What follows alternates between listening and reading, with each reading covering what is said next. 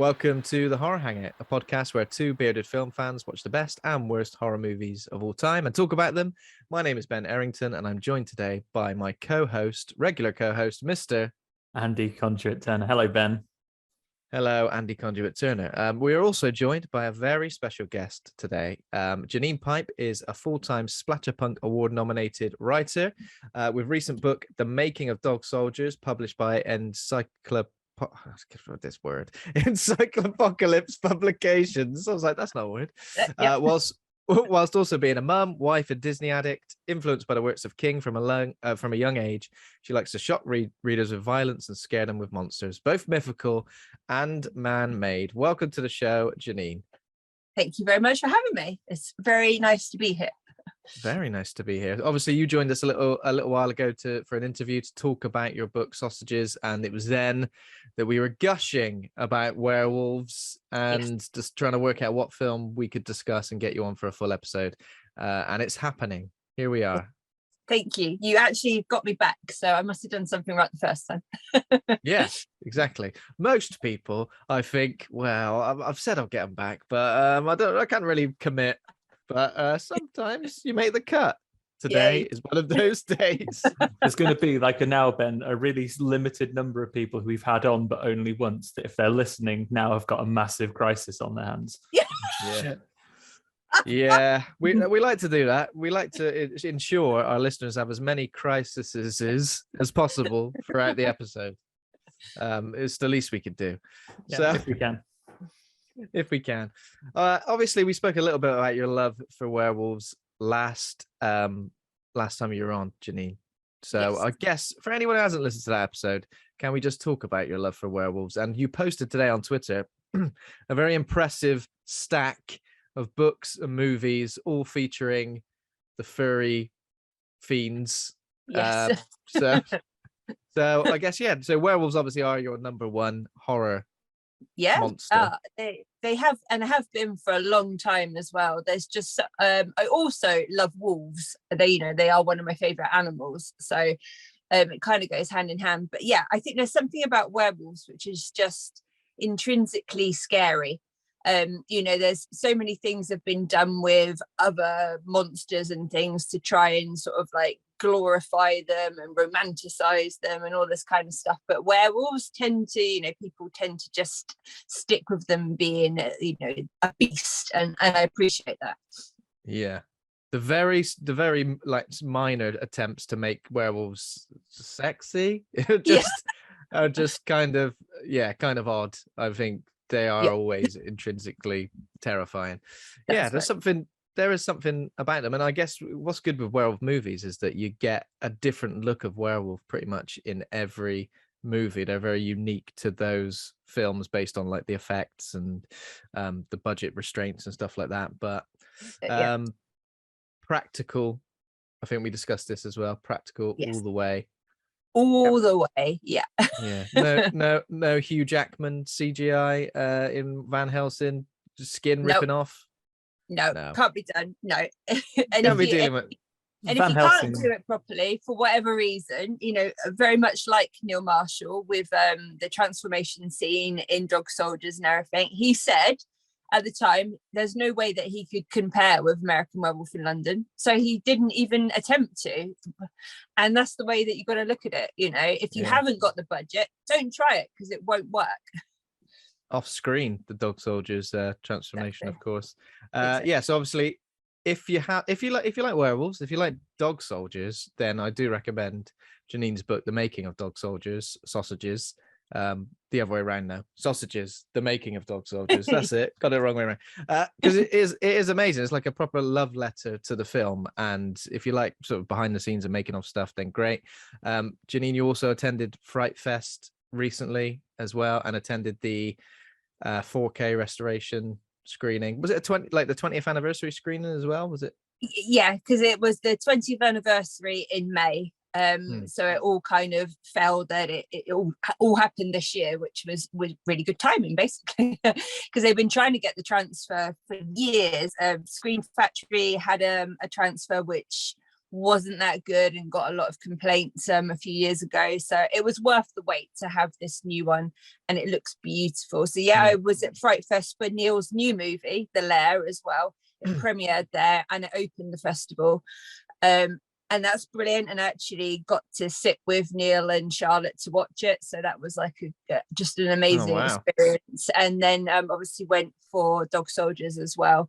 And Neil and Sean did a quick Q&A afterwards. So yeah, just amazing. And that's the first time I'd seen it properly on a big screen as well. Yeah, I was going to ask you that, because obviously the first time you saw it was on holiday, wasn't it? And yeah, projected onto so yeah, so seeing it in 4K as well on the big screen for the first time must have been amazing. It was. Yeah. So what we tend to do initially at the start of the show is go through some recent horror news, and just staying with you for a second, Janine. Obviously, one of the news stories this week was that the X-Files has turned 29 years old, the TV show. Not necessarily a very rounded number, but it's going to be obviously a big event when it turns 30 years old, because that is going to be insane. The reason I thought I'd bring it up is just to briefly talk about your love of the X-Files and the fact that you are you're involved in an X-Files influenced project that's starting to come to life, starting to take shape. I saw you've been talking about that a bit on Twitter as well. Yeah, potentially. So yeah, X-Files was a massive influence on me as a teen, both from the fact obviously it was sort of sci-fi horror and all of that, but also the fact that it was FBI. If I'd have been American, that was what I'd wanted to do. I even looked into if I could like move to the States and how many years I'd have to be there to become a police officer, to join the FBI and all that kind of stuff. And it did. Wow. I actually was a police officer here in the UK, and part of that was because of Fox Mulder. So he was like a real idol for me growing up. But there was just something about the X-Files. It was the formula and the structure, the fact that they had the overarching stories, but also the monster of the week and all of that stuff. The fact that it had, much like with my love of Dog Soldiers, the fact that it had that little comedic bits in there every so often as well. You had sort of the lone gunmen, which was like the conspiracy theory people that would just again gave it that comedic feeling. And it's just something which I've always wanted to do, something to do with cryptids and some kind of an investigation. And whether it would be something that was very similar in vein to the X-Files, where you kind of had like a police officer that went out to answer what they thought was a routine domestic call, and it ended up being Bigfoot or something like that. There was always in the back of my mind since I got into writing that I'd like to do Bigfoot again. Yeah, always Bigfoot. That's it. Bigfoot in my rubbish again. It would be a disturbance if you stood in your rubbish. Yeah, it would be a disturbance. Yeah.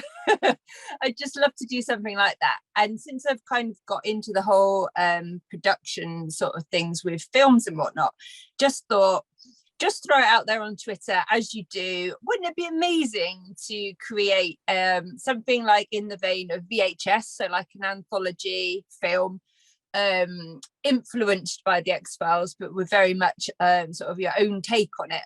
And it just blew up. Suddenly I had just writers, directors, producers, people just messaging me and saying, I want to be a part of this.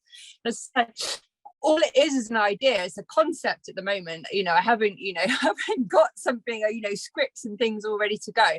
But, and all I can say at the moment is I've been working my ass off the last few days, creating a pitch deck with all of these ideas in it and sending it to some producers. So we shall see. Very nice. Very, very, very exciting. I think that just goes to show like how many people out there love the X-Files.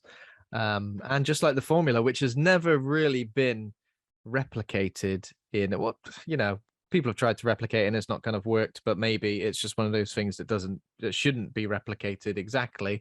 But yeah, the whole cryptids thing and the routine investigations sounds really interesting. Do you think you do it like UK set? Because maybe that could... Excuse me. Yes, the way that I've pitched it at the moment would be that we, to make it slightly more unique, that the first, if it's a TV series, the first series, or if it's a film, the first film would be set in the UK. Because, and it would be, you know, we could do one set in Scotland, one set in Northern Ireland, one set in England, one set in Wales, that kind of thing as well, because they've all got their unique creatures and folklore and stories and things to go alongside that. So yeah, I'd very much like it to be a British spin on it, but also because I wanted it to be slightly different. You can't replace Mulder and Scully. They're too iconic. You don't just want a British Mulder and Scully. So I won't go into too many details, but the way I've done it is like it pays an homage to them, but it's done on a slightly different level. Yeah. And nobody's called Fox in the UK. No one's got that name. You wouldn't get through school round here if your name was Fox, would you? I'm Badger. That's what the kids would say to you. Introduce yourself on the first day of school. All right, Fox, my name is Badger. All right, where is it? Yeah. So if you've gone to the US, Janine, and become an FBI agent, you could have been Creepy Mulder. I could have been, yeah. Creepy I would have Mulder. been, yeah. I've had it running through my head since you mentioned it, and obviously you joined the police in the UK. I just imagine if your inspiration had gone the other way and you joined the UK police and made it spooky instead, and it had been, I guess the bill didn't have the same focus on cryptids. Certainly not in the episodes I saw. Reg walking down there. Tosh is on the radio saying, focuses on the feet walking down the street, and then it's big feet. It's big feet and the Bigfoot. You say that we're doing that it. Sounds brilliant. I reckon that's where we need to go. If Janine's project is actually sensible and serious, Ben, maybe we should make our ridiculous The Bill cryptid show. Get this added to the pitch deck immediately. Bill, Bigfoot. Bill times Bigfoot, and then just a dollar sign or a pound sign if it's UK. Yeah. Delete the whole of the pitch deck and just have that. The Bill crossed with Harry and the Hendersons, basically, isn't it? That's what it is. Yeah. Perfect. Obviously, it's a written format in your pitch deck, so you'll just have to put the musical notes for the Bill music and hope that the people reading it, the producers, can read music. They'll be like, oh. Aha, I've got it. Now, talking of degrees of separation, next week's guest, Aaron Truss, is making a short film starring someone who was in the Bill. Whoa, so we got the connections. We got the connections there. If you need us at any point, we're only a message away. That's amazing. So we've never like officially discussed X-Files like as an episode. I think it's definitely something I would like to do. I think years ago we did an episode. It was like 10 scary moments that shaped us, and I talked about Fluke Man. Yeah. So maybe that could be something. I don't know, Andy. How do you feel about doing a potential? I like the X-Files. I think I fell off it a few series in when I was a kid. I could probably recite to you the plot of Old Eugene Victor Tombs today. I had that on VHS. That was classic last day of school, take a video in material. Well, the X-Files, it's a 12, but the teachers don't care anymore. So maybe like a top 10 episodes. Yeah. Well, as it's the 29th anniversary, Ben, perfect opportunity. You've got a year to watch it all before the 30th. Yeah. You start now. What did you think of the newer episodes, Janine? Were you still a fan?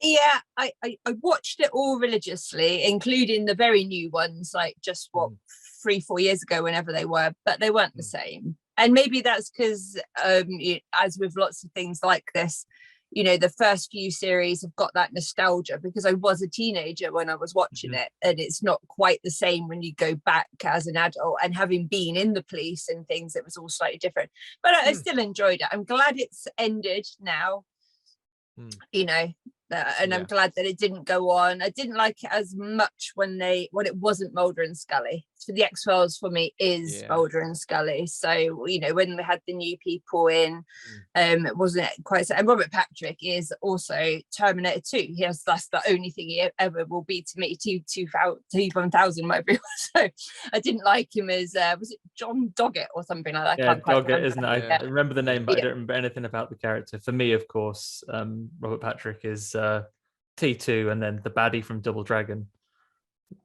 Very, very obscure. The baddie from there's a Double Dragon movie. He's terrible in it. But and we watched him in Fire in the Sky recently as well, didn't we?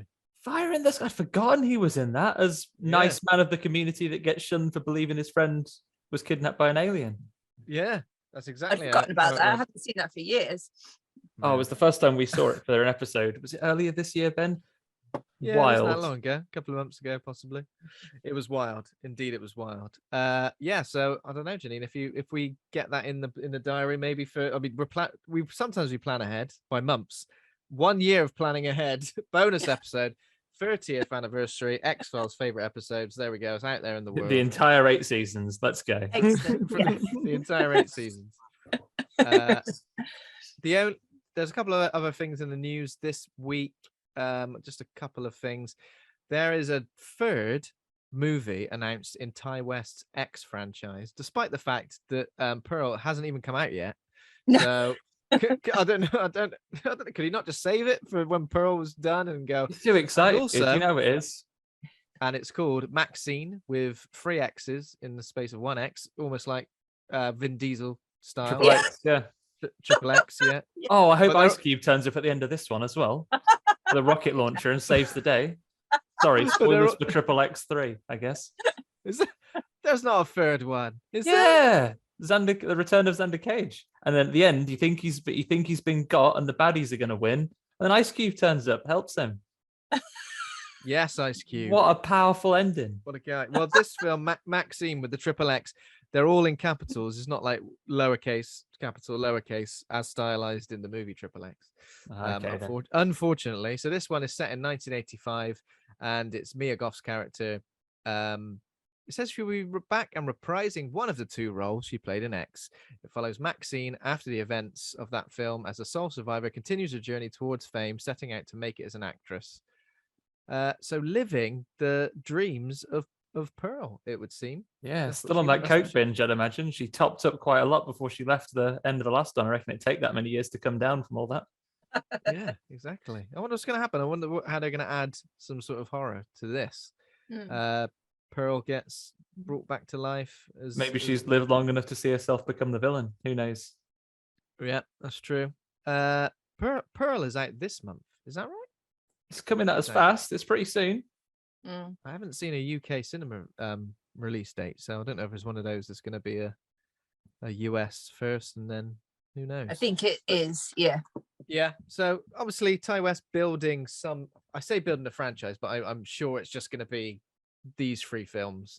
I can't imagine him just go unless in 2 weeks' time he goes. And also, Yeah. And also There's a Pearl, fourth. but the ears are 4. I love it. I love it. So yeah, looking forward to that. Should be good. Still looking forward to Pearl as well. Did you see X, Janine? Yeah, I liked it. Yeah. But I like Ty West anyway. But yeah, I thought it was really good. Yeah, yeah. We were pretty positive on it, weren't we, Andy? Yeah, I enjoyed it. Oh, Oh, and that literally crocodile just- could still be in it. It could be in all of them. Yeah. Crocodile will be Crocodile was the awesome. crocodile will be the thread that links them all together. Yeah. So I just saw this just before we started recording. I don't know if it's a horror film, but I don't know. It might be. Violent Night, movie with David Harbour playing a badass Santa Claus. I can't believe that there's not a film called Violent Night already. There's got to be, surely. That sounds like Not that I was aware of. I mean, there's classics such as Silent Night, Deadly Night. Deadly Night. Yeah. Yeah. That's where Santa shouts "punish" a lot and then chokes you out. And there's Santa's sleigh. Goldberg is Yeah. bad Santa in that one. But There's no, so many bad Santas knocking about, isn't there? There's more bad Yeah. Santas than good Santas in cinema. Looking at it now, it looks like it might be a violent action comedy, but let's just say it's horror news because David Harbour's got a bloody nose on the poster. but it's that'd be scary. Blood is scary, yeah. So apparently he's compared it to Die Hard. Oh god. So I don't know if he's going to be. Is he like real Santa, or is he like a man whose day job is being Santa, and then it all kicks off in a? I mean, if it's like Die Hard, are we assuming that this is going to be still going to be endlessly debated as whether this, a film starring Santa, is a Christmas movie? or not? I think they've got it. And I wonder if David Harbour wears any shoes throughout the film. Well, We'll have maybe to he's got a find out. vest on. All these questions and more answered. I want to see it. But that is it, really, that I've got down for horror news. Unless anybody's Has there been anything else that I've missed from this week that's been announced? Anything? I feel like we've Oh, been I through all got the one character thing, stuff. Ben. Thank you. Fresh from D23. So connecting Janine's interest as well. So D23 was just out. Marvel have a horror thing coming. Werewolf by Night. Yes. Yes. It looks really interesting. Like done like primarily in black and white. It's like a Hammer movie. A bit of a whodunit vibe that's there. Although we know who Werewolf by Night is. He's that character that's on the poster. But it looks quite surreal from the small trailer that we've seen so far. But you know what? I'm into it. And this Halloween as well. Yeah, that'd be cool. So is it just a one-off, like a special, it looks like? Or is it a series? I think it's a one-off, but they're clearly doing more with the character because then they're leaning into all the multiverse stuff in a lot of their areas. And in the pictures they've done for a new attraction that has a narrative element at Disney parks next year, he is one of the characters that's seen attacking like a King Thanos as well. So they might be doing more with the character. And with multiverse weirdness that's coming in, who knows where this character might appear again. It's that dude, Gael Garcia Bernal, who is in Old, the beach that makes you go old. Beach that makes you go old. Oh, okay. I'm looking forward to seeing what they do with this and then bring in more of the supernatural stuff in there. Because comics wise, obviously Marvel do a lot of horror stuff. There is a lengthy series that just features Dracula, as in that vampire, Blade is obviously coming out in the next couple of years as well. So having like a werewolf and more horror characters could play really nicely. The Punisher's been a Frankenstein for a bit. There's no time to go into that now. But they have a good line in horror comics, and I'd be really interested to see how this one in particular plays out and whether it sits separately, whether it's going to come in, and just again to see them putting some horror out. Is the character actually called Jack Russell? It can't be. I've just looked on. I don't know much about the character, so I just looked on the Wikipedia page. Apparently, the Jack Russell incarnation of Werewolf by Night will appear in the Marvel Cinematic Universe. I mean, if it's some would say that's silly, but I like it even more if his name is Jack Russell. But it says Jack Russell, and then it says alter ego Jacob Russoff. They've thought, all right, I can't. I've moved to the US. I must anglicize my name. Oh no, this has gone wrong. It wasn't ironic and bad until he also became a werewolf, and it's like, oh no, what have I done? This is the worst thing that could have happened to me specifically. But I love the werewolf stuff. Like J. Jonah Jameson's son has been a werewolf for a bit in Marvel, as has Captain America. Of course, you can be a werewolf just cause for a bit. You can get better from it though. What was J. Jonah Jameson's son's werewolf character called? I think he was also Werewolf by Night, or the Man Wolf or something along those things. But I think he gets got by Werewolf by Night and becomes it. But he's an astronaut as well, so an astronaut werewolf. Oh, that's great. Why haven't they made that into a film yet? We'll get there. They'll run out of content eventually. They sure will. Okay, so that is it for horror news. I guess we'll just talk about briefly if we've watched anything this week, which is worth discussing or mentioning. Janine, is there anything in particular that you've seen that you think is worth chatting about, apart from Silver Bullet, of course? Yeah, I am watching and loving the 101 Scariest Movie Moments on Shudder. That is absolutely brilliant.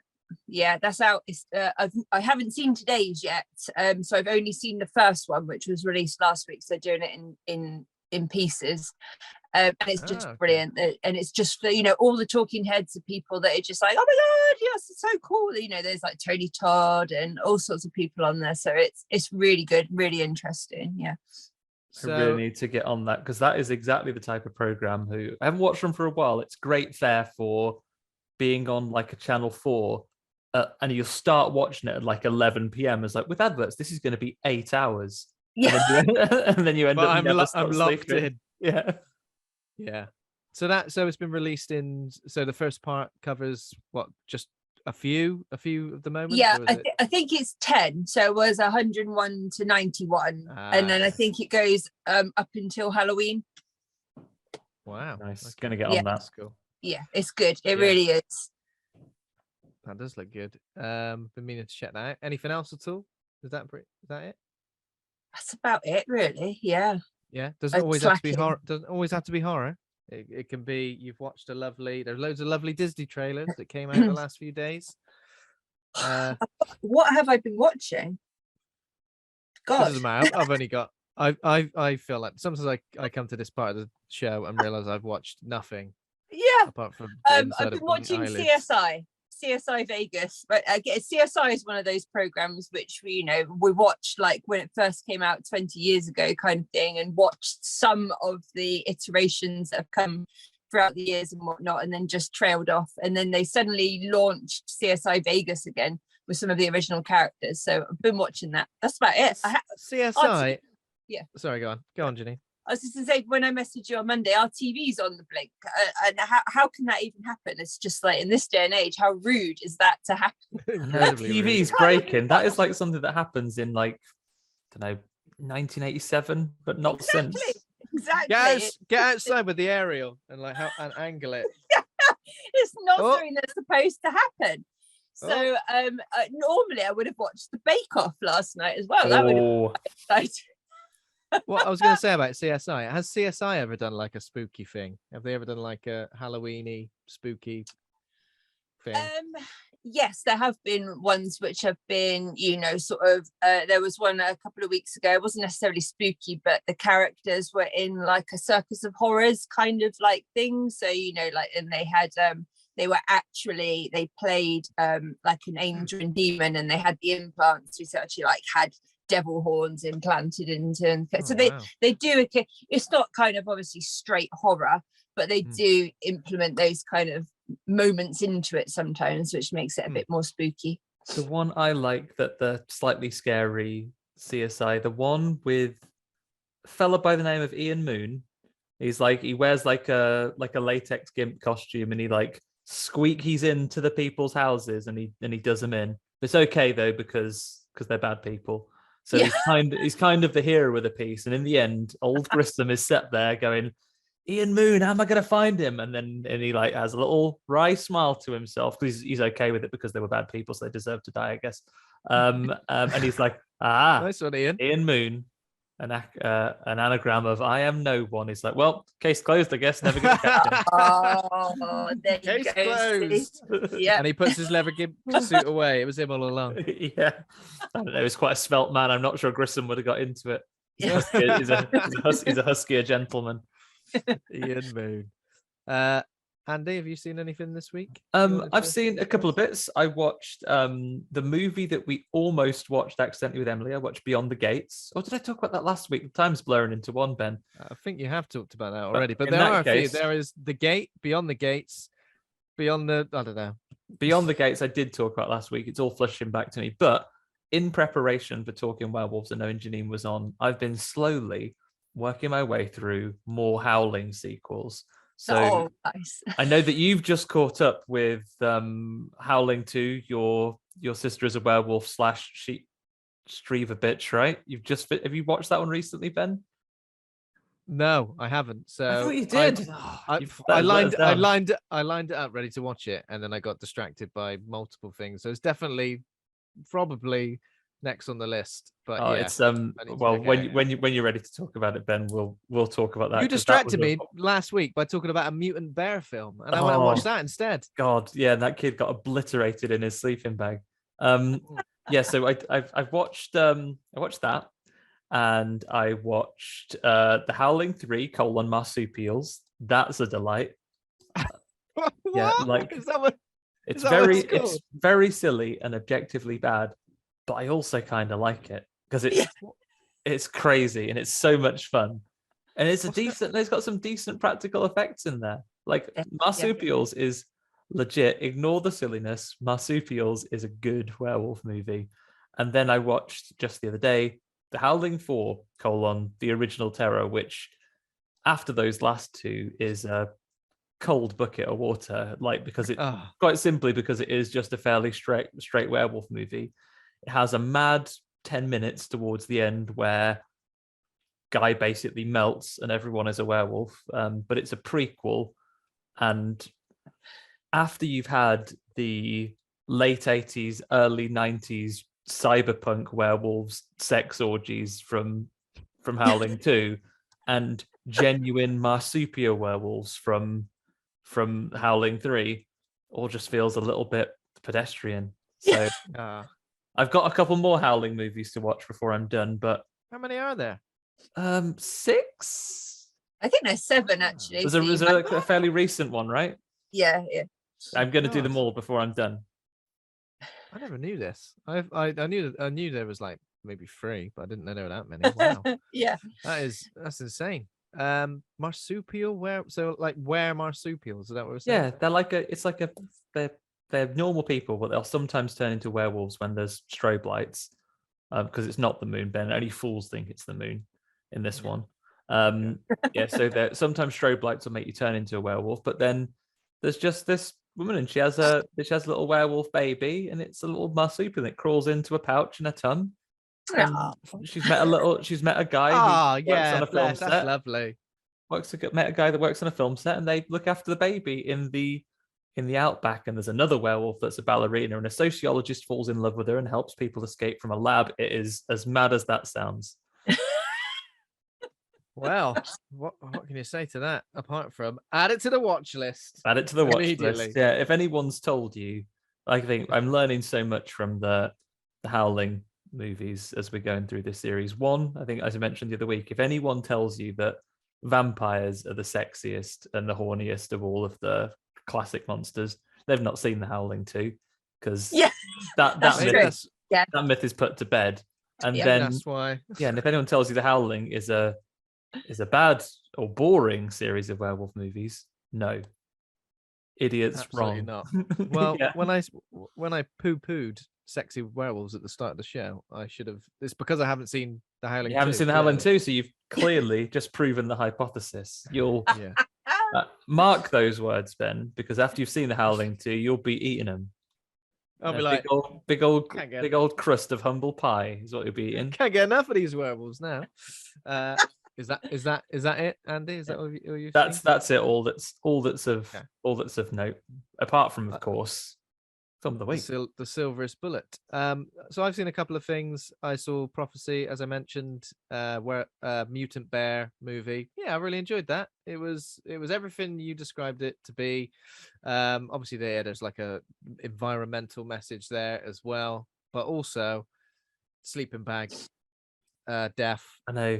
Obliterated sleeping bag moment. Have you seen Prophecy, Janine? No, I haven't, but I think I need to. Turning the narrative on its head, Janine. You know, normally in a film of that era, people who were attacked and killed in horror films would have transgressed in some way. This one, just a little boy who goes out camping, as asleep, and gets punched into atoms by a big monstrous bear.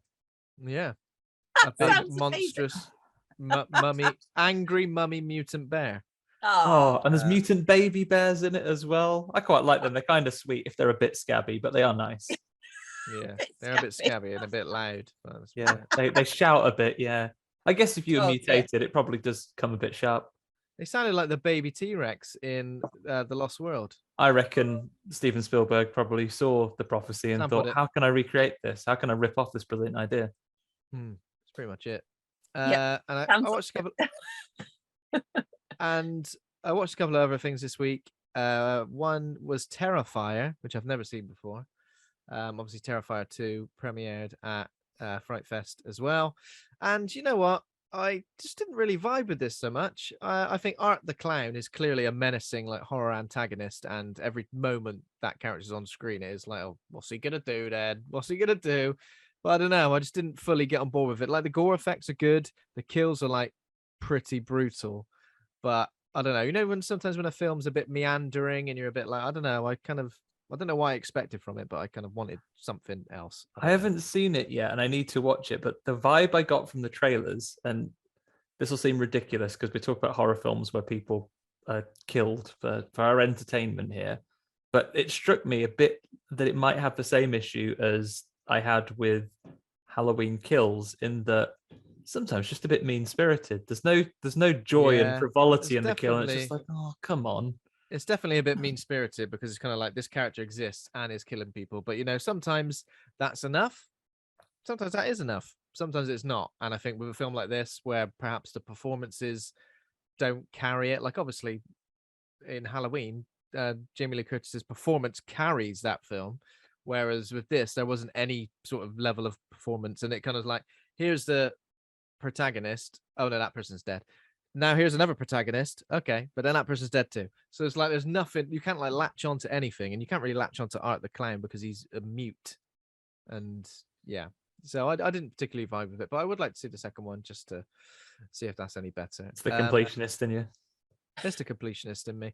And the only other film I saw, which I don't know if you've seen yet, Andy, but I think you're going to see it, is Bodies, Bodies, Bodies. I am off to see Bodies, Bodies, Bodies with our friends at the DCA on Friday night. Tell you what, if you're Dundee local, then you want to get yourself along to Bodies, Bodies, Bodies. Come have a chat with me. Give me your review at the end. I'll be there Friday evening. Sit directly behind Andy Conduit Turner and whisper your thoughts. I mean, sit in your allocated seat. You're not an animal, but their allocated seat will be behind you. Yeah, if it is behind me, I don't know what my seat is yet, so I can't even tell you. Good on you if you managed to get that one. Unless he's got a better offer before Friday. Friend of the show, John Crinnan, should be with me. Yeah, I'm sure he won't have a better offer than that. Wow, who'd think it? So someone might offer him a seat to see Bodies, Bodies, Bodies, Bodies. That would be one body better. Bodies 4. I won't go too much into this because if you're going to see it, maybe we should do a bonus episode on it. Why not? But you know what? I'm going to put it out there. One of my favorite horror films of the year. Oh, expectations maxed out. Right. A total unexpected treat because I knew next to nothing about it going in.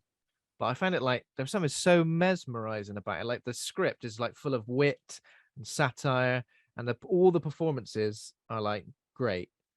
It's just a very cool film, and it goes in some interesting directions. So that's all I'll say. But yeah, I had a really good time with it. It's probably like the best, like, well, I can't remember the last horror film I saw in the cinema actually, but yeah, it was a great time. So yeah, but that is it. That is all I've seen this week, apart from film of the week, which is, what is it? Silver Bullet. It's Silver Bullet. So Silver Bullet is a 1985 American horror film based on the 1983 Stephen King novella Cycle of the Werewolf. It stars Corey Haim, Gary Busey, Everett McGill, Megan Follows, and in a small town, brutal killings start to plague the close-knit community. Marty Coslaw, a paraplegic boy, is convinced that the murders are the doings of a werewolf, and his Uncle Red is there getting involved and just being a bit mad. Yeah. Gary Busey, the most problematic uncle face. with the heart of gold. Gary Busey, he's doing some problematic stuff right now. Is that correct? Are we right? I think he's a bad bloke, at least nowadays. Is he? Oh dear. I think there was like an event, maybe some sort of convention where he was a bit grabby. And then I've also seen a photo of him sat on a bench with his trousers around his ankles. So let's just... who knows? Unless there'd been a strong wind on that day, that probably isn't a good sign. It's not a good sign. If you end up like that, you got to be thinking, how did I get here? I mean, he probably walked, but that was a day in my life. So so Silver Bullet. This is the first time me and Andy have seen it, but of course, Janine, you said you've seen it before, but not for a long time. Yeah, not for a long time. So when I was a young teenager, back in the day of the video shops and everything, I used to watch films like this all the time, but I hadn't seen it for a long time, apart from just little bits and pieces here and there. So it was a joy to have a reason to go back to it. And if anything, I probably loved it more than I did back then as well. Because again, as we said, it's got that whole nostalgia feel to it. I mean, just the music alone just took me back to being like a little kid again. It was just, the music was just amazing. I loved it. Yeah, and like some really like iconic 80s, well, we'll say Corey Haim, definitely. Like I didn't realize he was in this. I was like, oh, there he is. Corey Haim. And this is pre Lost Boys as well, isn't it? It is, yeah. So, yeah, pre Lost Boys was like what, 87? Yeah, go on. Yeah. And then also what's his name? Terry O'Quinn from Lost is in this. Everett McGill from Twin Peaks as well. Yeah. Like, People Under just the Stairs. He's daddy, isn't he? Oh yeah, he's daddy in People Under the Stairs as well. Yeah, Ah, yeah. another great film. Yeah. So yeah, I mean, I personally, for the first time watching it, had a lot of fun with it. I thought it was a really good. I mean, I read Cycle of the Werewolf for the first time as well recently, in like one sitting. It's only like a small book, isn't it? But and just really enjoyed that, and it captured the whole vibe of that. I mean, sure, the Stephen King vibe is there; it's ever present, and a kid being a protagonist also, and nobody believes him, but he knows the truth and all that stuff. Like, it's just classic. It's just a real classic sort of plot thread. You get like classic 80s kid energy in this, where like at the point of the film that you already suspect there is a werewolf, there is a police curfew because people are getting murdered like every day. His best friend has just been murdered, but he goes, I am still going to sneak out to do fireworks in the woods. And I did say this to you, Andy. I messaged you when I was watching this. I said, how can you sneak out on a motorized, like on a diesel motor, on like a diesel motor? Yeah. Who could that be? Literally plumes of smoke coming out the back, like he's the Green Goblin. Like, and also upper body strength. He climbs up to like the second floor, or the first. Yeah, The second floor. It's Like, climbing fucking trees, paraplegic, all sorts. Yeah.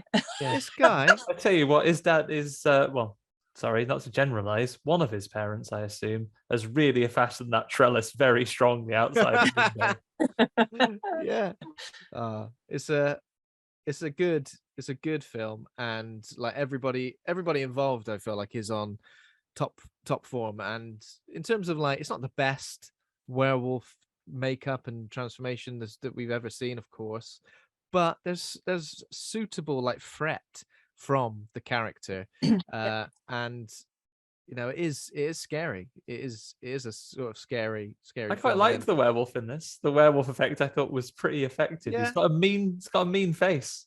Yeah. It's It's not the worst that I've ever seen. You know, not the best though, but considering the time that it was made. Yeah. And actually I think one of the very end scenes where it's obviously in reverse, when it reverses back to that, I thought that was really good. Oh yeah, that was, yeah, to be fair, that was good when he turned back into Yeah, I mean, I love it when we'll get to that reverend. moment. I just feel like sometimes at the end of like, how are we going to explain this? Now we've just got a dead man. Yeah. And we've also found a letter that you sent to him which said, why don't you kill yourself? There's a werewolf down there. How should we deal with it? I reckon just send him a sort of ransom note, but tell him to kill himself. Send him a ransom note that says, I know what you are. Why don't you kill yourself? It's like he's going to what read. an 11-year-old would do. That's the whole point of it, isn't it? An 11-year-old doesn't have a real, like, they don't think a plan through of how to deal with it. He did what a kid would do, which makes it more believable in a way, but it is completely like, what the fuck? What did he expect? Him to like open it, read it, and go, you know what? I will. See you later. I'd actually not thought of that before. He's really put something in front of me there. Yeah. This is something I quite like about this as well, and it's the same with the book. He doesn't seem to know how and why he's become a werewolf. There's no like he hasn't been bitten. Zero explanation, which I think is scarier in a way, isn't it? Like, yeah, definitely. He's clearly plagued by it, because obviously we get that dream sequence where he's It's at amazing. the sort of funeral, which is horrific. That made me feel a bit like, oh god, imagine you were there. Oh god. Oh, now church is boring. Oh, hang on, things are looking up. Things are looking momentarily up.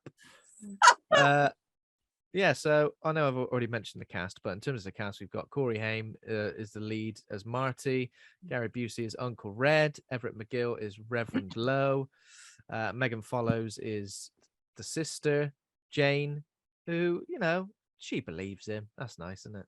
Yeah. She believes him. They really get their relationship back on track. She calls him a booger a few times, but then there's a really good, great, like PG, like kids things. Oh, you booger, you bloody booger face. There's a really good interesting like family dynamic as well, with like the alcoholic uncle who only seems to turn up for like good times, people that feel like real people, and this family dynamic where Everyone's the sick of him parents for are a getting bit, divorces. Fuck's sake, Red. another divorce.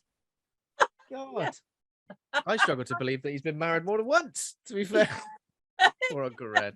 Yeah, how do your relationships last as far as marriage, Red? You're clearly a train wreck. Yeah. So the film does start with, so there's like a narrator for this, but it's really like sporadic to the point where it starts with a narrator, and I swear the narrator doesn't pipe up again until like halfway through the movie. I think she's got like 3 or 4 lines. Like, is it just to illustrate a change of time sometimes? Because she begins with like, on that day, we had a lovely community. I guess it probably saves them a little bit of some establishing shots, and it's just like, yeah, used to have a real big community until one day, and then we can get straight into the business of that man who is, let's be honest, he is living his best life. He's working the night shift in peace, whistling while he works, having a couple of beers in his little golf cart, minding his own business, just driving around the abandoned train yard until he gets his head punched off. I love that. Yeah. It's a really unconventional werewolf as well, right? Because it seems to like obviously uses a weapon at one point as well, which is kind of nuts. I completely forgot. Now I've mentioned that, I do have, this is how I usually start the movie, but I just need to say some of the choice reviews and also the scores we've got on the doors. Yeah, hold that thought about the head being punched off. Hold that thought about the head being punched off. So it's got 6.3 on IMDb, 3.2 on Letterboxd, 45% critic score, 86% audience score. And some of the choice reviews on Letterboxd are: Jacob Knight says, one of the most perfect King adaptations, gauzy, corny, blue collar, problematic, and featuring a werewolf who inexplicably beats people to death with a baseball bat instead of, doing werewolf shit. Which he does. So that is, so Jacob Knight gives it 3 stars. Mikhail Stangren says, never mind werewolves, I'd be scared shitless to be in the proximity of a drunk Gary Busey. Not to say isn't awesome though. That was from 2015. Yeah. Oh. Is it one of those things that people know? By the way, I double checked it while we were doing the intro, Ben. You don't need to say allegedly. He has been arrested on some charges of. Okay. Yeah. Allegedly, he has been arrested on some charges. Not even allegedly. Those are facts. You're fine. Without even bringing that up, I feel like I'd be scared shitless to be around drunk Gary Busey because he's all limbs. I feel like he like he'd just smash you in the face. And then the last one, Colin the Dude says, this should have no business being as fun as it is. Take note, modern horror directors. Add more thick, practical blood and child protagonists to your features. And he gives it 4 stars. Yeah, I can agree with that. I think that's a fair, all fair comments from everybody. But yeah, I like the fact that the werewolf does like unconventional stuff and doesn't do just like werewolf shit, which would be like, I don't know, grabbing and biting and stuff. We see heads getting punched off, obviously weapons being used. Yeah, bashes people's heads in, tries to run someone over with a car. He does some like fog hunting, like crawling around and dragging people into the fog. Oh, I love that scene. It's just pure 80s, that scene. Yeah, that's such a good bit. Such a good bit. But yeah, it's got so many really good like 80s bits. Obviously, there's like the mob mentality as well. Like, let's go after him and fuck him up. Now, Ben, use your terminology properly. It's called, what was it? Community justice. Is that what they call it? Private justice. Private justice. Yeah. Maybe it's 2 different things. I'm off to do some private justice. All right, okay, be careful. I'm off to do some community justice. What? Yeah. Community justice is like painting a wall or something. Just nice. Community service. Yeah. Community service. Makes it sound a little bit like more badass. Like you got done for dropping litter. Well, I'm off to do some community justice now. Do you mean picking up the litter? Yes. Again. So yeah, we see. So obviously the passing of time is something that's obviously very key to this, because as Cycle of the Werewolf is like, in the book at least, is supposed to be like every month or maybe like every. You get a couple of days of full moon every month, don't you? Yeah, that's right. So that's obviously lent into, and Yeah, it's weird. We see like a series of werewolf killings in a row. One, obviously, yes, head getting punched off. Another one where there's like a lady ready to kill herself. Is it because she's Yes, yeah. Yeah, because we see in the opening scene where we see after you've seen a man get his head punched off, but he does get the werewolf kind of frames a train for it by like putting the body on the train track and, yeah. and like writes in the man's blood, whoops, oh, he must have slipped on this train on foot and got his head smashed off by the train, not punched. Can you punch your head off? I'm gonna suppose so. I think with werewolf level strength, probably. Yeah, easy. Yeah. Yeah. I've seen him Easy. do it in Mortal Kombat. You can punch your head off if you're good enough. If you stand on their feet so they don't jump into there, you got to pin them down. But yeah, we see this bit of the community where everyone's having a lovely barbecue, and then we see this character. So Jane, who has called her brother a bugger because they get some classic, like, this is, you can see where R.L. Stine gets, like, I guess most of the material from, because almost every Goosebumps book has, a kid that doesn't get on with their older or younger sibling because they do like rude tricks to them. Like maybe they'll put a snake somewhere near you, causing you to rip your hose and fall into a puddle. And then very specific. And like, she really hates her brother, and he's basically just in the proximity of another kid that does the prank. Yeah. Does that prank happen in this film? I don't remember that. Yeah, he like holds a little snake down from a tree, and a little snake goes. I remember now. Yeah. And she goes, "Buddy hell!" and like falls over into a puddle and gets like literally drenched. Like if there'd been a trombone in the sound section, would have gone like wah wah. And she's like, "Oh, buddy, hate you."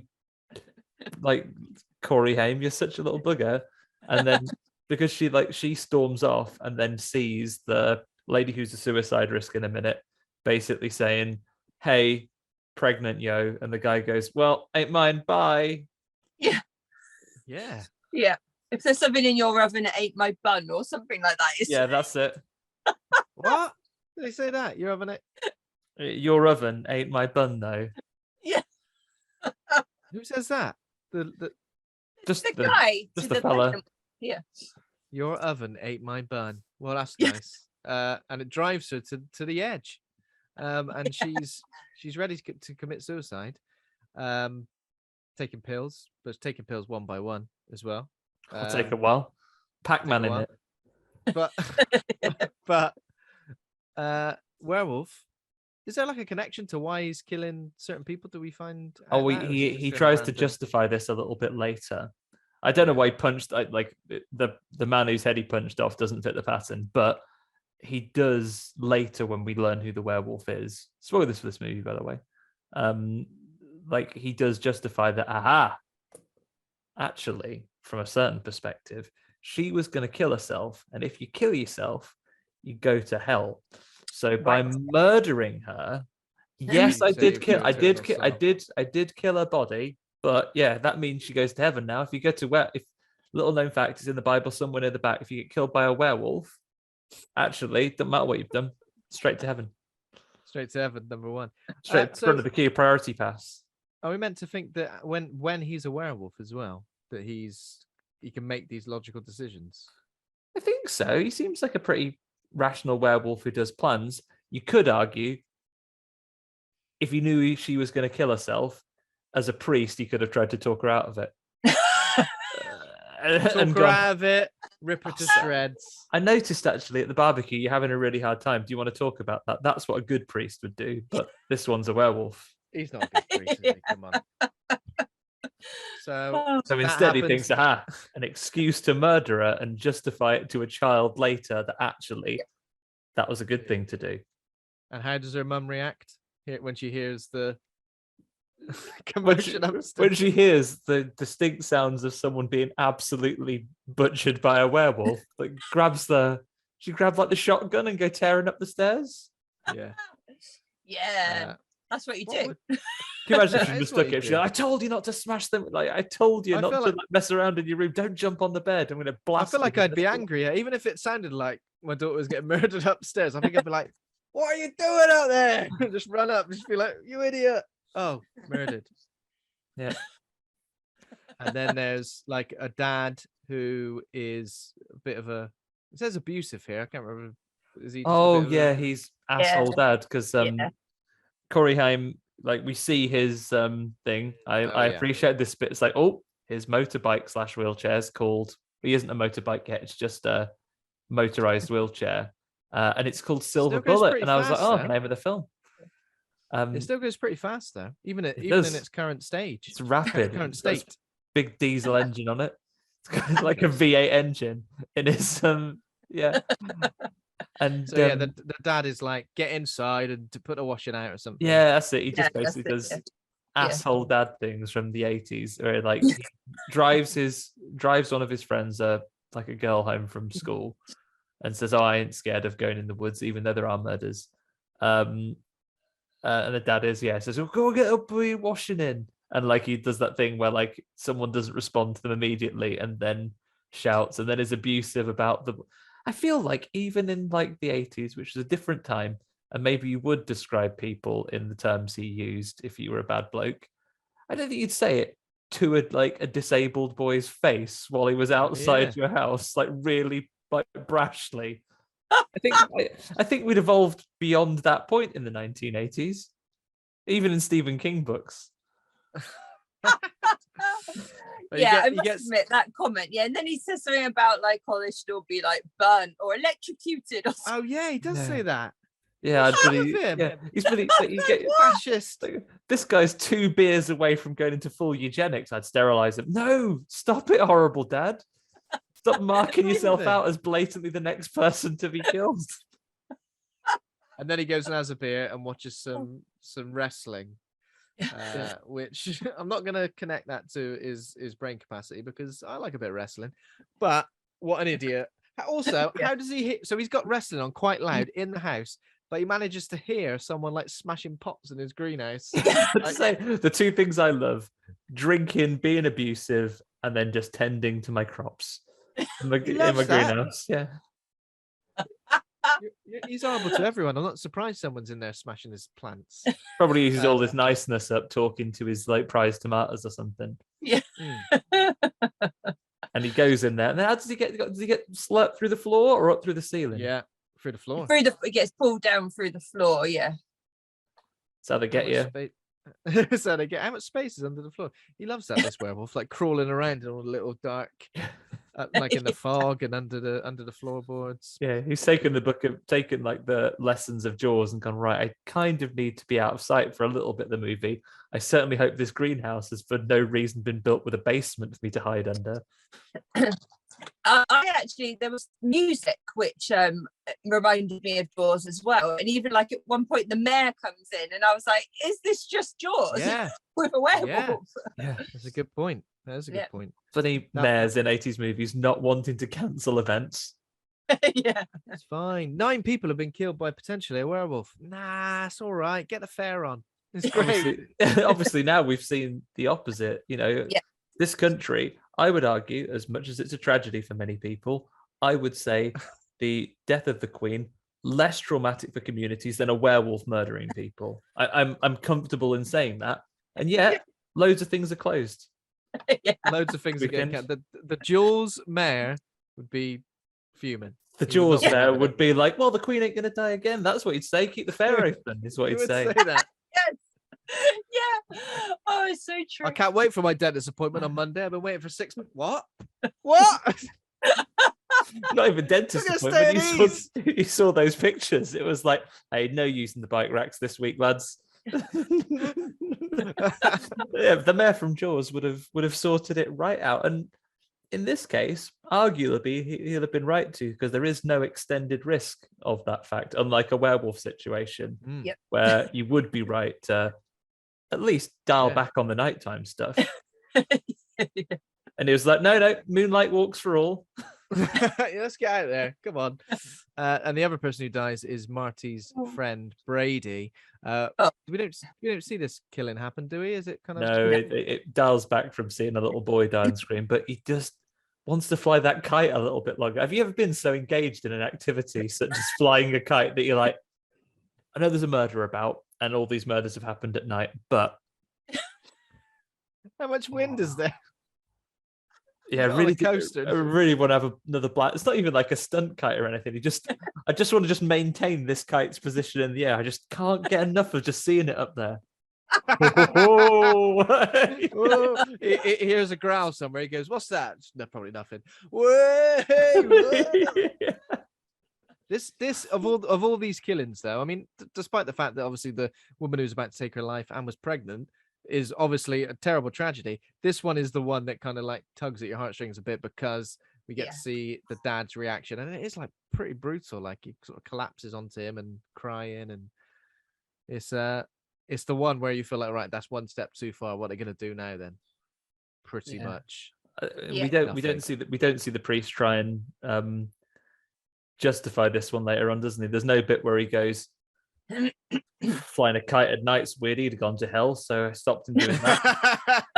There's a bit of the Bible in the back. It says flying a kite at night is terrible. You shouldn't do it. It's blasphemy. He was a bad dad, so got him. That's justified. Yeah, but he hasn't really got an excuse for this little boy. No. There's like a classic sort of as we mentioned, community justice, vigilante justice group that get together in the pub as well, where they're like, right, they sort of berate the sheriff and that other dude, Mr. Locke, and the deputy who they don't like. Says, "Oh, you guys haven't solved this murder immediately." Yeah, that deputy's always in the pub. He's always he's always sinking the beers. Come on. Get out there and stop a murder, but they don't. So the sheriff has a little go to stop him. He says, "Lads, don't." And then the dad of the little boy, to be fair, did scare Janie with a snake, so not innocent in this entire situation. This bit was kind of strange, because I thought the dad was going to tell the like vigilante justice people that he didn't want them to go out and find the killer. It was kind of framed like that, because he kind of goes, "Shut up," and then it turns out he's talking to the sheriff. I was a bit confused by that bit. I was a bit like, "Oh, which way is this going to go?" But then you think he's going to zig, and he zags, and he says, "Actually, everyone, let's go out." He does like an Independence Day level speech at this point. It's like, "Today is the day that we do some murders," and everyone's like, "Huzzah!" And off they go. They get their guns and they just go out on. There's a bit earlier where the Reverend does see them all getting ready to go, and he says, "Don't do that. It'll make it worse." Yeah. Starts running out, trying to stop the cars and stuff. Yeah, because it's always a good idea to go out with just your torches when it's pitch black and there's all fog everywhere. It's a brilliant idea. I'd do it. Do you think this is a misdirect on the Reverend's hand? Because, like, if you think about it, he knows. So he's not going to catch me. I'm here. He'd be like, "Go on. Oh, no, please." Yeah. Like, it's like Willy Wonka. "No, wait, come back." Yeah. Are we made to think sucked in, dickheads? Are we made to think that he can control it as well? Like he can turn into a werewolf at will? I don't think so. No? I think it has to be the right time of day. Like it has to be but it has to be full moon times. Yeah. And also go out and do some vigilante justice if you've got a baseball bat with a name. Yes. Oh, what's it? The Peacemaker? Peacemaker is a great name for a baseball bat, though, isn't it? It is. Yeah, he cracks out the Peacemaker and thinks, right, we'll go with our rifles, but I will take this just in case. Yeah, it is. We talk about this being a close-knit community. It is a community event. They all rock out with the idea of catching what they assume is just a murderer that lives in the woods and tears people to pieces like phone books. Punches heads off. Like phone books. I mean, at this point, have they connected that first murder with that, or have they case closed that one? Oh, that guy with the head punch stuff wasn't a murder; that was a train accident. Yeah, it wasn't. We don't really know, do we? This guy's written off. He goes, "Right, everyone, we're off to solve these 3 murders, and afterwards we'll look into the health and safety at the train yard. But first, the murders take priority." Well, someone definitely committed suicide. Someone had an unfortunate accident in a greenhouse. Those planks they were all rotted away. He fell through, died. These things happen. He had a lot of beer, probably bled out. Yeah. Who knows what happened to the kite kid? Who knows? Struck by a very violent form of lightning. Could be. Boiled all his blood out. Yeah, one of those 80s videos they used to show at school, like about like the warnings of things like not going to the power station and stuff. It could have been just like that. I mean, Don't go to the power. Yeah, don't go to the power station. Don't fuck about at the farm is one of my favorites. Oh God, yeah.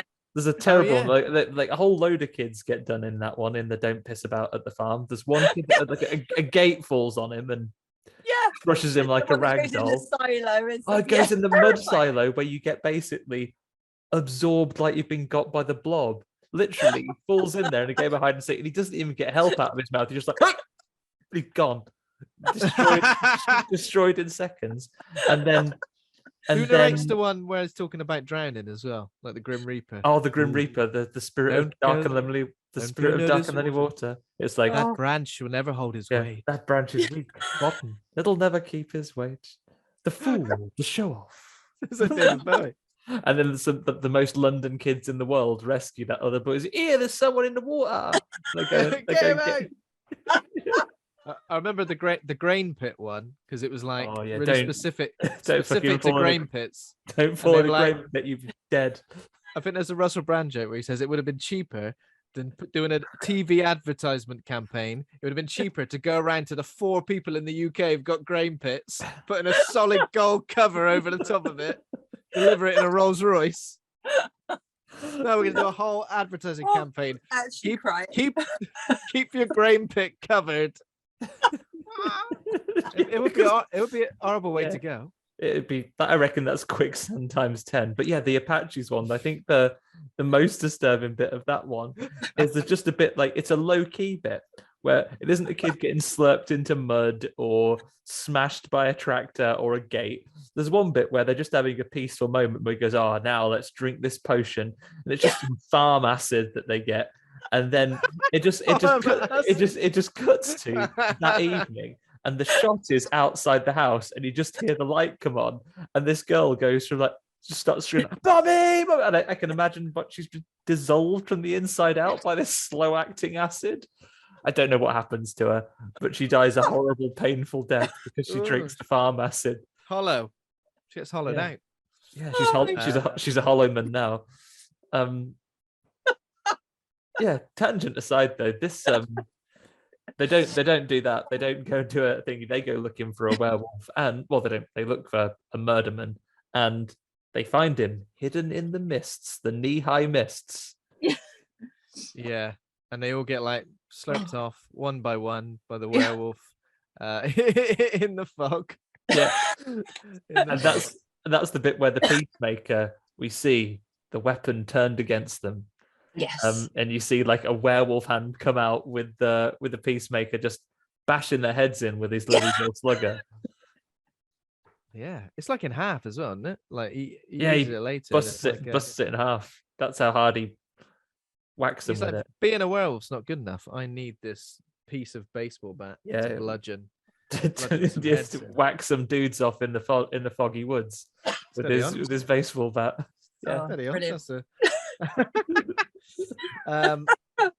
and I think after this scene is when this scene is when it's like confirmed that it is Reverend Lowe who is definitely the werewolf for us, isn't it? Yeah. So hang on. Before that, this is when we have to, of course, have the encounter where Corey Haim meets the werewolf once and for all. Yes, so that's when we know for certain. Yeah. Gary Busey, Uncle Red devises, because this is where he's pissed off. He's like, tell you what, everyone's dying all the time. My girlfriend's moved out of town. Best friend's been chewed up like a piece of old gum. Like, what am I going to do about it? And Gary Busey says, "Don't worry." Oh, at this point, the mayor has cancelled the carnival as well, and he seems equally pissed off that his friend is dead, that the carnival has been cancelled. I guess it's one step too far. What, your friend's dead? I'll be all right. We'll get on. And carnival's cancelled. I guess I've seen his mum and dad have been saying, I know your mate's been killed, but it's okay. You're the carnival. You might meet a new friend. It's like, fair enough. I'm quite young. I can move on from this. But then the carnival gets cancelled and he is livid. So Gary Busey, Uncle Red, says, "Don't worry. I've made you this incredibly dangerous and fully functioning motorbike to use as a wheelchair." what's strange about this is surely it can't just be used as a wheelchair. He can't just take that into The library. in the I mean, he can't.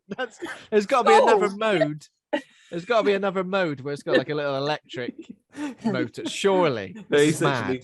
Burning down the school corridor like a Kira sliding into class. Because there's a bit where Uncle Red's like talking to him and he's just going alongside him, but I'm like, you couldn't hear, you won't be able to hear a thing he's saying. I guess He's got ear defenders on. Yeah, but yeah, after that night, like they have a lovely barbecue. Everything seems to be going right for a family in a town surrounded by murders. It's they're doing all right. But little boy decides that in the dead of night, in the spate of werewolf murders, I am going to nip out to town. And I think at this point, we've also got the priest's nightmare where he sees the whole community. That's one of my favorite scenes of the movie. Like, yeah. Crazy. Like everyone's well, probably like 90% of the film's entire budget as well on that one writhing scene of werewolf transformations. Yeah. Well, I think it shows that he is suffering, isn't it? Because when he awakens from that dream, he's screaming. He's like, "Let it end," isn't he? He says like, to God, let it end. Whatever's happening to me. And it's interesting because it makes you kind of dream up all of these scenarios, like what's happened to him, how has he become this creature. But I'm kind of glad that we don't necessarily see how and why, because I think that makes it that much more creepier. Although, Ben, I have to call you out. This is like a nun situation. I guess if it had been positioned as a prequel, they'd be like, "Oh, he just was all along." He just was all along. Yeah. But yeah, so he's waking up and having a werewolf dream. Corey Haim has woken up and gone, sick of not doing fireworks. I'm going to go out on my motorbike and do some. And, well, yeah, because his Uncle Red buys him a load of fireworks as well. So, like, not only have I got you a motorbike that you can just mill about, got you a load of dangerous old fireworks as well. Yeah, don't use the incredibly dangerous rocket last. Don't launch it out of your hands, whatever you do. I also got you this pack of darts and some lottery tickets as well. Here you go, enjoy. Enjoy. See you later. Yeah, punch a few of these bad boys. And he goes out and he goes down the woods. Sorry, Andy. I was just going to say, but this highlights the significance of Uncle Red's relationship with Marty and the reason their parents kind of like disapprove in a way. Because they're like, you just turn up when you want, and you just. I know he's disabled, but you almost like. I think Uncle Red says something like, you treat him so differently, like mollycoddle him essentially, and I'm trying to treat him like normal, but almost treating him to the degree where, but I guess uncles kind of do that, don't they? They just pop up when they're needed. Yeah, pop up, engineer you a bike. Give you a load of illegal fireworks, all the time. give you a little kiss. And I meant to point out as well that like this kid has proven himself not to be a booger on several occasions. He gives Janie a couple of quid so she can buy some new tights after he drops her in the thing. He's been quite nice to his sister all this time. He's a good kid. He's got a good heart. Yeah. And how does he sneak out? Using his upper body strength, gets himself all the way down the trellis, and then sneaks off on an incredibly loud. It does cut, doesn't it? He climbs on, and then it cuts to him on the road. I'm like, okay, I understand why they've done that, because him starting the engine would have been utterly ridiculous. Maybe just rolls it out in neutral or something like that, and then he then he fires up the turbines once he's down the end of the drive. Big drives in America, and he's there just having a blast, just blasting off some bangers down at the bridge as you might. Nothing quite like just setting off some fireworks in the woods on your own. Yeah, Good, feels like good me time. But also, as the one person who seems to be convinced that there's a werewolf on the loose, everyone else kind of isn't taking it seriously. But he's convinced it's a werewolf. I'm still going to go out and do my fireworks, mate. They ain't going to get my way. Yeah. So, well, I think if you let it change your life in any way, the terrorists / the werewolf have already won. So, what's the point in living? So he gets out there and then gets the inkling. I'm not sure if it's a feeling in the air or the loud snarling noise, which indicates a werewolf is approaching him. And it is approaching him with his arms out. But unfortunately, what this werewolf wasn't accustomed to, he hasn't been watching those safety videos because he knows fuck all about the firework code. Yeah. And what happens? It's quite tense this bit because he's trying to light it, isn't he, with the match? Yeah. That's quite tense. But yeah, and what a And then good he shot. Straight in the launches it eyeball. out of his hand because he Yeah. just holds the rocket in his hand and like just blasts it off. Gets him right in the eye. Literally, that is a fireworks safety video waiting to happen. Jasper Carrot will be on there saying, "Now watch out, lads. What do you call someone that pisses about with fireworks? Pause for effect. An ambulance. Smug smile." That's yeah. And that werewolf knows nothing about the firework card because he has an eye out, rocketed. Yep. Very It serves him painful. right, really, but you know, Yeah, they don't must be, have smarted a bit. don't be creeping out upon kids. You've already killed a load of people this full moon, so come on, wind your neck in. Mm. Breathing. Yeah. And after that, this is when Marty like basically gets Jane involved and says, "Look, this is what's happened. I got attacked by a werewolf. I was doing fireworks. Yes, I know, very silly. But now we know that there's going to be someone out there who is the werewolf." Yeah, look, who's- can you please go around the town and see if anyone's got a blasted out eye? It's absolutely nuts, isn't it? What? How am I going to do that? Just pretend you're getting some cans, getting some cans up together for a food drive. Is it recycling? So, it's the Oh, Keanu yeah, it's Reeves speed. recycling, isn't it? It was cans. It was just cans. She goes around collecting cans, and she like really awkwardly tries to have a look at everyone's eye. We get like some close up of the neighbor's eyes where she's like presented in a different context and without the creepy music. It's just people being entirely normal, but it's like, all right, Mrs. Frankincense, have you got any cans? And like the neighbor looks suspiciously, and that like the corner of their eye is like, Yeah. and it's like dun dun dun dun. She's like, "Oh no, I've got no cans. Sorry." Opens it up. She goes, "Oh, fair enough. How about your husband that you live with? Has he got any cans?" And he pops his head around. No, I ain't got no cans. They go to the barbers, and someone else has got like a towel over their eyes, and she stands is up, so and rips strange. the towel off. Completely, just no respect for personal space. All right, I know you have a lovely relax on today, but got any cans? It's the sheriff who's gone, "No, I'm having such a shit one. Like, have you heard about this private justice that's going on?" Also, he's a customer at the barber's. He hasn't taken his cans with him, like just in case. Yeah, just in case the kid comes round. But then another kid, the true villain of the piece, in fact, quite a lot of them say, "Oh, little Jiminy Ricketts has been round and has already got all the cans." And she's like, "Fuck that guy." She's like going around yeah. thinking, "I was like, got this werewolf to deal with, and this shithead's like really getting in on my gig, getting all the cans." And then she goes to the church, and this is good because obviously, yeah, we know Reverend Lowe is the werewolf, but he's kind of kept. He's doing a bit of gardening or something, and then he's got his head down, so she can't quite see. Yeah, she's got his classic gardening hat on, and Jamie at this point is like, "Fucking, I'm not looking at another single eye as long as I live." It's Halloween, and he's got his Phantom of the Opera mask on. Yeah, Have a look. he's gone full Nick Fury, and actually looks like David Hasselhoff's Nick Fury with his eye patch. He's there with his eye patch on, and she doesn't pay any attention to him. And she's going and said, "Oh, you're right." I said, "Oh yeah, I've had a bit of a shitter actually, Reverend, but I'm not going to talk about it. Can I whack all these cans in the garage, please?" And he goes, "Yeah, sure, you do that. Feel free to corner yourself in there if you like. Well, I'll pick it up in a second." Yeah, corner yourself in this horrible stinking garage. Yeah.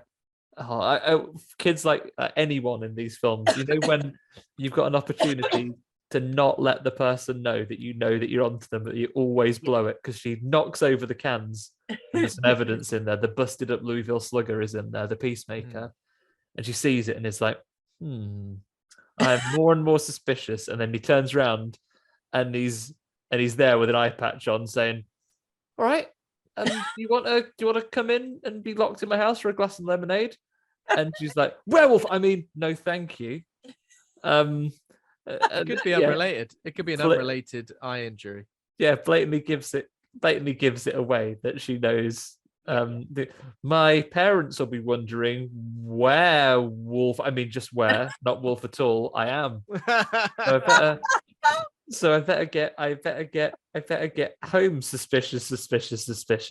Yeah. And that's when the little boy does the classic, approach to, right, I do know he's the werewolf now, so yeah, I'll send him several letters every day. And I think, isn't there a flash forward here? We get the narrator in, because he goes, and that's what he did. Every week he send a poison pen letter to the Reverend, say, why don't you just fucking do yourself in? Did he send one every week? He sent one every day. Every day. For a month, because obviously it has to be another full moon. So for 4 weeks, you're sending him daily letters saying, yeah, Reverend, I know what you did. Kill yourself. To be honest, they could have sold him out then. Like, that if you've got loads of letters saying, I know what you did, why don't you kill yourself? I think if the police stumble across those, probably won't assume you're a werewolf.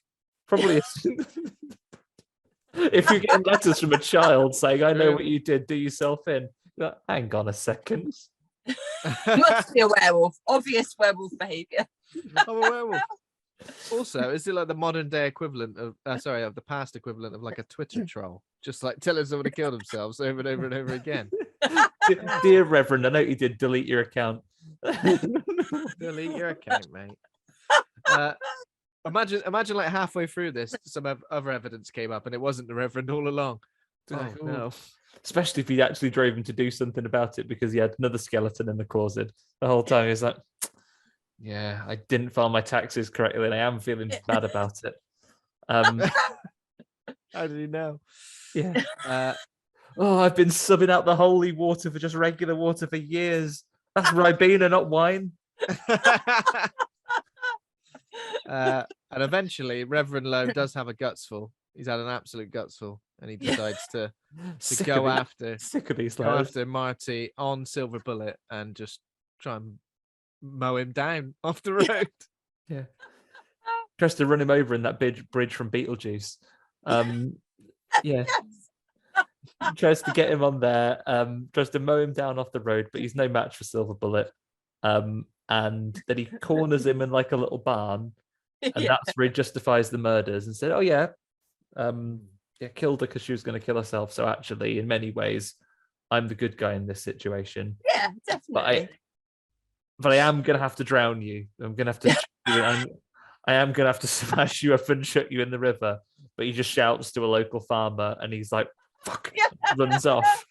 And then the farmer, like, even though he just heard someone shout from beneath, like, in some like closed off area, he goes, is that you, Marty? Yeah. No, I know a local boy by the sound of his voice. I know a local boy by the sound of his shout. Yeah, not normal. So Reverend Lowe also says he's been doing God's work as well, doesn't he? He says, I've been doing God's work, killing people as a werewolf. I guess God, having had that Sunday off, that was one of his jobs that was left when he had to have a day off for rest. He was like, on Saturday, I did whatever he did on Saturday. Did he create people? And then Sunday it would have been kill people as a werewolf. But he thought, I deserve a rest day. So I will deserve at least one rest day. Yeah. In thousands of years' time, I will appoint a reverend to do this. It makes sense. It makes a lot of sense. It does. It really does. So they tell Uncle Red. What happens? They tell Uncle Red, and he helps them go to the sheriff. And they say, "You can't do that. You can't go to the sheriff because I've been sending him letters encouraging him to kill himself for a month. So, I have to go, aren't I?" And he goes, and then they get the clue of some paint transfer on Silver Bullet and go, well, that matches the Reverend's thing. So Mr. Locke himself, the sheriff, says, "Yeah, I'll go check this out." But unfortunately, the sheriff makes the same rookie mistake as Janey does. He goes, "I'll just go and corner myself in this garage, shall I?" Stinking old garage. Yeah, and gets. How does the Reverend get him? He doesn't get him as a werewolf, does he? Just thump him. I think he just bludgeons him with the baseball. Yeah. Right. Yeah, sounds about right, isn't it? That baseball bat is actually the more cause of more deaths in this film than any wolf attacks. I think, or does he transform and then still kill him with the baseball bat? I think it's at daytime though. I don't remember if he transforms or not. I've watched it today and I can't remember this, but he doesn't transform though. No. And then so after this scene, basically Marty and Jane are like, werewolf's gonna come for us next. We just know it. Red, do you know anyone who can make a bullet? Do you know anyone? You Yeah. seem like a guy who's got connections. Good old Yellow Pages. He goes, right, here's my pendant, and here's what's the little boy got. So Janie's got a pendant or a cross. I think there's a pendant and a cross, right? Yeah. And he's got a medallion. Yeah. Is that medallion? A pendant. Yeah. Pendant, yeah. Yeah. All right, everyone, fork over all the silver that you've got. Thankfully, they've both got some. And Uncle Red whips Handy. out the Yellow Pages and goes, "Go to the bullet shop, will I?" Nips along. And the guy is on board with it straight away. As soon as he goes into a shop, it's just like, Werewolf Well, problem, eh? I worry about asking for things that shops do, definitely, if I can't immediately see them. You know, I'll go in there to the post office and say, well, ever so sorry, can you possibly sell me a stamp to post this letter? And I know that like every shop sells stamps in the till. I go to the co-op and like, oh, any chance you've got stamps, in case they'll go, fuck off, mate. What type of shop do you think this is? But You say that, but with post him- office workers are notoriously, sorry to, I'm not generalizing, but some post office workers can be a bit rude. They'll go, oh, can I send this package, please? They'll go, put it on the scales then. All right, I'm just trying to confirm if I could send it or not first before I weighed it. You want me to put it on the scale? I guarantee if I put it on the scales before I asked you, you'd be like, what are you doing? just fucking wait, I haven't teared that. Do you Like, want it sent first class, second class, or you'll send it and it might arrive? But I mean, no one knows. Yeah. No one knows. Don't put it on yet, I you don't idiot. Yeah. You can't win. But yeah, you know, I think I have this anxiety going into a shop and asking a completely normal question. Won't be tired if I ever have to return anything. And I'm like, I'm so I'll tell you sorry, what- this product you sold me doesn't work. I'd like to return it, please. As if they're gonna say, I hate to do another tangent, but on that note, you know when you go into somewhere and you have to ask for something, but like it's a weird thing to ask for, so you can't quite work out how to say it. For example, if you're going swimming, what do you say? Hello, I'd like to have a swim, please. Can I One, do please. 1 hour of swim? One, please. Can I get wet for a bit? Like what are you supposed to say? Haircuts as well. What do you walk in and go? Can I have my haircut, please? And they go, what? Just one or all of them? "Hey." Yeah, I've got more accustomed to hairdressers now. I just go in and say, I had many years of people saying, "Oh, you know, what do you want done with your hair?" I'm like, I don't fucking know. No, I just say that. So just can I just have good haircut, please? Can I have good haircut? Do you want to look at a book? Nah. But Uncle Red, no such quandary. He walks into like a normal, I don't know what the man's shop even is. It's some kind of manufacturing metalworking shop, and he goes, "Can Is you it like a turn-" guns and ammo shop? Yeah, I think it's like a gun shop. He goes, "Can you turn these into a bullet?" And the guy just looks at him, just have a quick look, and he goes, "You're after making a silver bullet, aren't you?" And he goes, "Absolutely, yeah." And he's like, That's exactly what "Yeah, I'm so doing. I've got a template for that. To be honest, you can. It's like a Timpsons." And he's like, "Oh, I'll do while a you- silver key if you want. Silver What- backdoor key. Well, you wait. Do you want me to? The heel on your shoe is a bit uneven. Do you want me to resole that for you while you're there? That's fine. It's got a cracked phone screen. Sort that out. Probably retune the engine on Silver Bullet." Oh god. So yeah, so then he gets the bullet made in a little montage. I think the narrator comes in and says, "And he made a silver bullet," as we see him on screen make a silver bullet. And then like they just decide, right, we've got to Home Alone this, I guess, but so we'll get rid of our parents for the day. And it's literally, then we get a scene of the go, "I don't believe we won the Reader's Digest prize to go away on holiday." Yeah, Mom and Dad, you're just not in this bit. We couldn't have gone, so we had a sleepover at Uncle Red's house. It was like, yeah, off you pop. Uncle Red's Off going to you look pop. after you. Yeah. They stay up quite late. And the werewolf hasn't come because the werewolf has to come just at the point they've like that Uncle Red's had a guts full. It's like, "Oh, there ain't no werewolves," and then proving them wrong, he immediately like cuts the power off and then smashes through the window. Mm. For some reason, they've kept the gun and the bullet separate. So- You should load that gun just in case he turns up. I'm gonna wait till he turns up and then load the gun. I don't want to I'm gonna waste time loading the gun. I keep the gun in my hand and precariously like do that trick with a coin that you move it between your fingers. But if you're not an expert at it, you're going to drop the thing. I'm just going to do And that there's- with the coin. And the And bullet. don't worry, there's a grate on the floor as well, really close by. So if you do drop the bullet, it might fall down the grate. But it's all right, we've got plenty of time. Yeah, their evening has been spent measuring the kind of the height of all the furniture to say, oh yeah, all of this furniture is just the right height that something could roll under it. Yeah, so they're there.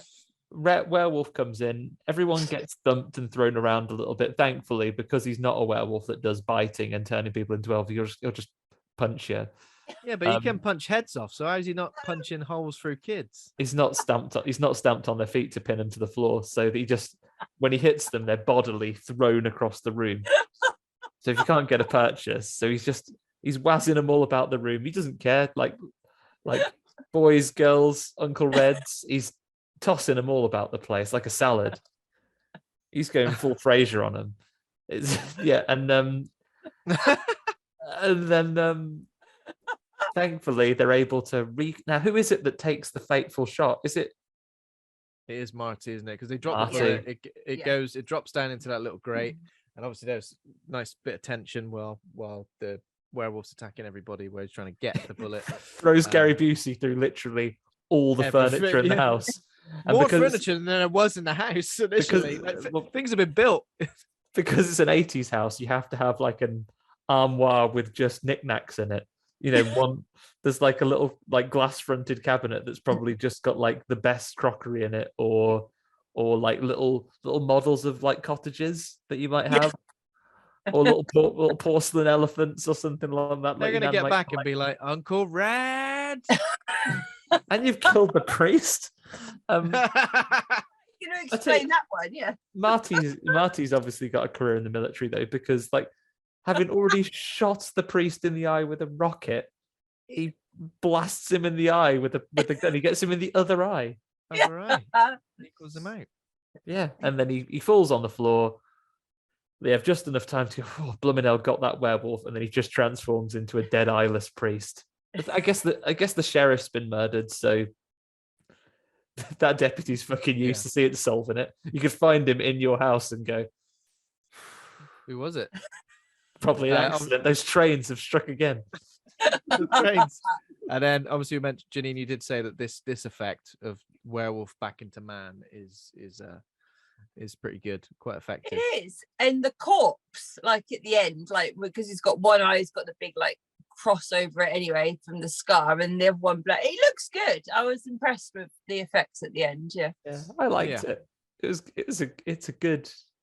a bit of a romp, this one, and I like the effects that we get, and I like the action, and I like the resolution. I thought for a second it was going to do a bit of a twist ending where it's like, but oh no, Janie has been got by the werewolf, and then at the end, like we'll see her having narrated it and go, now I am a werewolf years later.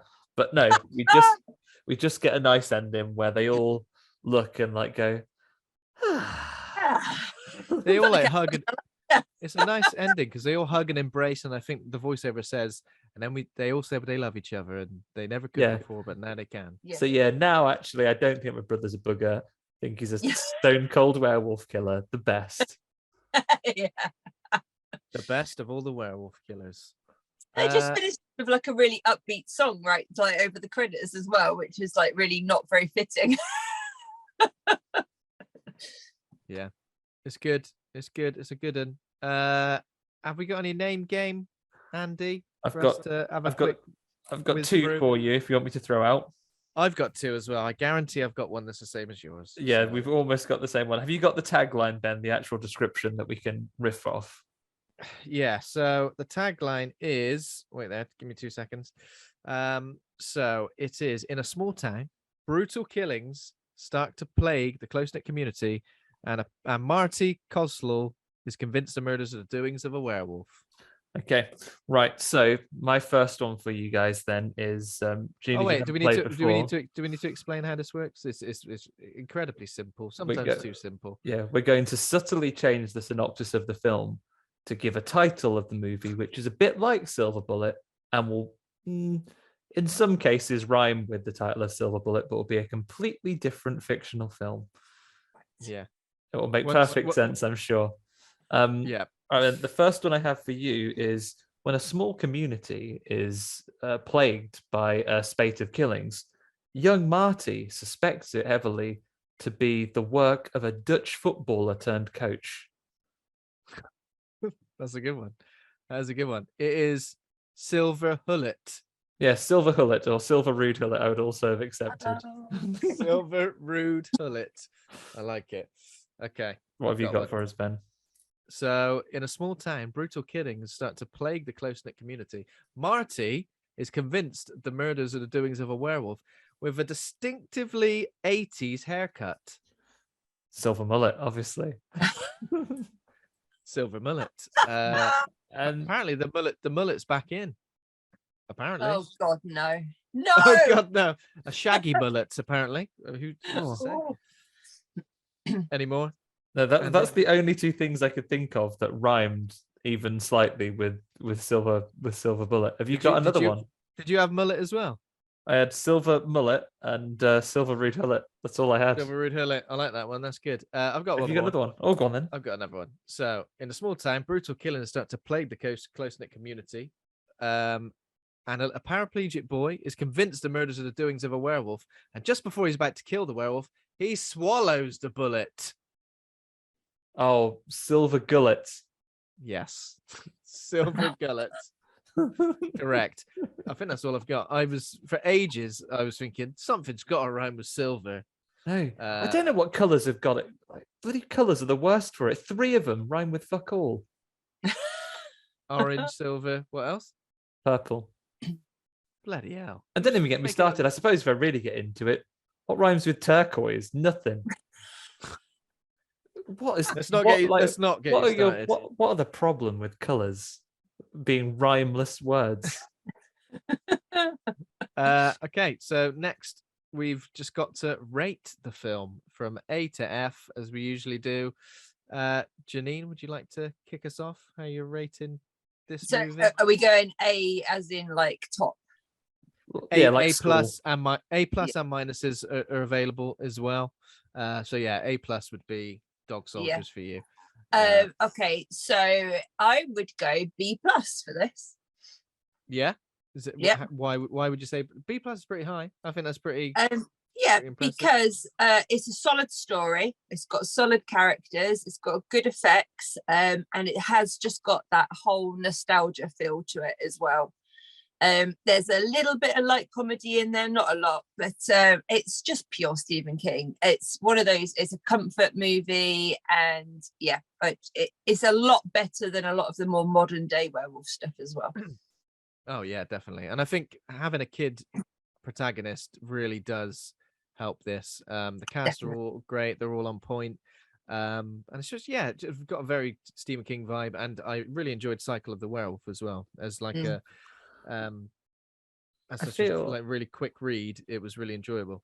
Andy, I feel like we're re-entering maybe it's a generational thing, because I feel like movies from the 1980s where kids are the protagonist, hugely popular.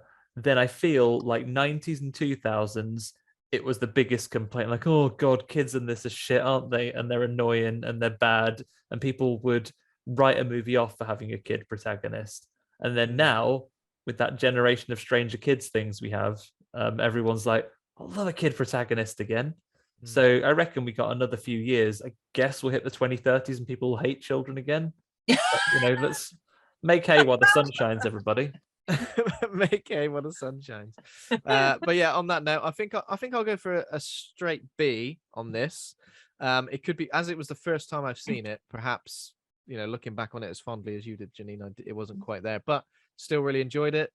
As you said, great effects, and just like loads of unique little spins on the werewolf legend as well, which I found really interesting. So yeah, a B for me. What you're saying, Andy? I am going to join Janine, I think, on a B plus, because you should know by now, listeners of this podcast, that 80s movies are absolutely my shit. 80s movies that are a little bit silly and have some fun to them. I pull a great amount of joy from. This is, I think, a wonderful companion piece, not just because of the same actors, but this should be as popular and beloved as films like The Lost Boys, because I think it has a similar energy to it. Tell you what, Halloween's coming. It's coming right up. You want yourself a fun 80s horror double bill, then do this and the Lost Boys. What an evening you'll have. People will be leaving at the end saying, "Oh, thanks for a lovely night. That was brilliant. Thanks so much." Yeah, great. Ever such fun. Like really enjoyable, solid cast, great performance. A little bit of horror, a little bit of fun, things you can enjoy. I've enjoyed talking about it today and having some good laughs about the silly things in the movie never take away the enjoyment for me. So B+, I will definitely be adding this to my rotation when we want to revisit just a fun horror film. It's weird that it's not sort of spoken about alongside other sort of classic werewolf movies as much, isn't it? It's definitely something that I'll definitely be keen to add to the conversation. Underrated. And I think now this is going to be one of those that people say, like, "Oh, really looking for a werewolf movie." This would be one of the first ones I would pull, along, of course, with Howling 3 Marsupials. Maybe that's the double bill. Maybe that's the double bill we want. Okay, there we go. That is Silver Bullet. Thank you for joining us, Janine. Is there any way you can direct our listeners to where they can find out about anything you could be working on, X-Files themed or not, or werewolf Twitter's themed the or best not? place. Yeah, definitely Twitter. So just Janine Pipe 28 over there. That's where I hang out. Yeah, that's where your horror hangout. So thank you very much for listening. If you enjoyed the show, become a patron over at patreon.com/horror hangout. Thank you to our current patrons, who are John Crinnan, Ben Scaife, Stephen Christopher, Laura Kendrick, Toby Miller, Ollie Child, Leslie Carlo, Julia Bilgren, Nick Spill, and Pazuzu. Thanks for your support. Really means a lot. Thanks to Taj Easton for our theme music. Thanks to Acast for hosting the show. Please consider giving us a rating or review and head over to the Facebook group Horror Hangout Board of Advisors for more. We're on Twitter at horror_hangout_, and we're on Instagram at Horror Hangout Podcast. Next week, we'll be discussing Night of the Creeps with special guests from the Cult of VHS documentary, Aaron Truss and Kevin Martin. Yeah, there we go. That was fun. Enjoyed chatting about that. Yeah, that was lots of fun. Yeah, goodbye, everybody. Thanks, everybody, for listening. And thanks again to Janine. Really appreciate you joining us. See you later. Thanks, everyone. Bye. Bye.